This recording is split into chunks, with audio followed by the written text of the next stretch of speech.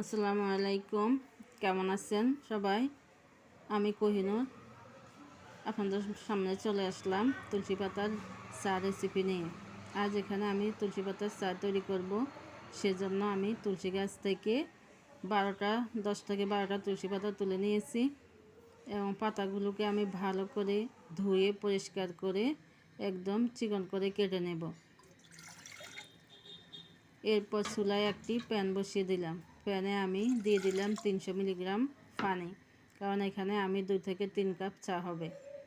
আমি পানিটা দিয়ে তারপরে পানিতে দিয়ে দেব সেই কেটে রাখা তুলসী পাতাগুলো।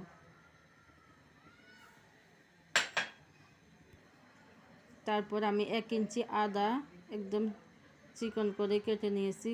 আদাটা ভালো করে ধুয়ে পরিষ্কার করে কেটে নিয়েছি। এখন আদাটা দিয়ে দেব, পানিতে আদাটা দিয়ে দেব। তারপর দিয়ে দেব 3টি এলাচগুলো আমি একটু ফেটিয়ে নেব। তারপর দিয়ে দেব 3টা লং এবং 1 টুকরা দারুচিনি দিয়ে আমি ঢাকনা দিয়ে রেখে দেব। যখন পানিটা বলক আসবে তখন আমি চুলাটাকে আরও লো হিটে আরও 10 মিনিট আমি ফুটিয়ে নেব। তুলসী চাটা জাল করার সময় আস্তে আস্তে জাল হতে থাকে, আর আমি এদিকে কিছু তুলসী পাতার চায়ের কিছু গুণের কথা বলবো। শ্বাস প্রশ্বাসের সমস্যা দূর করে তুলসী চা, জ্বর সর্দি কাশি কমায়, পেটে গন্ডগোল দূর করে, খারাপ কোলেস্টেরল কমায়, দৃষ্টিশক্তির সমস্যা দূর করে, দাঁত ও মুখের সমস্যা দূর করে, মানসিক চাপ কমায়,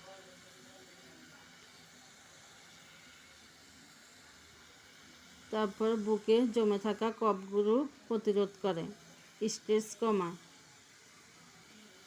দেখুন চায়ের তুলসী পাতা থেকে কালারটা আস্তে আস্তে বের হয়ে আসছে, আর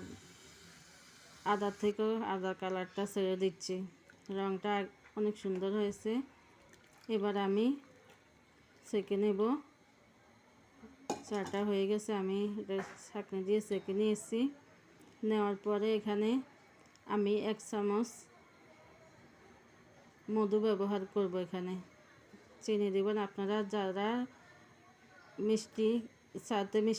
চিনি খান না তারা না দিলেও হবে।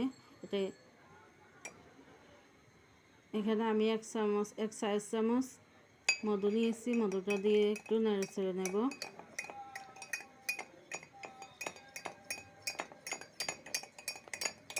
দেখুন কালারটা কত সুন্দর হয়েছে। তারপর দিয়ে দেব 1 টুকরা লেবুর রসটা দিয়ে ভালো করে মিশিয়ে নেব।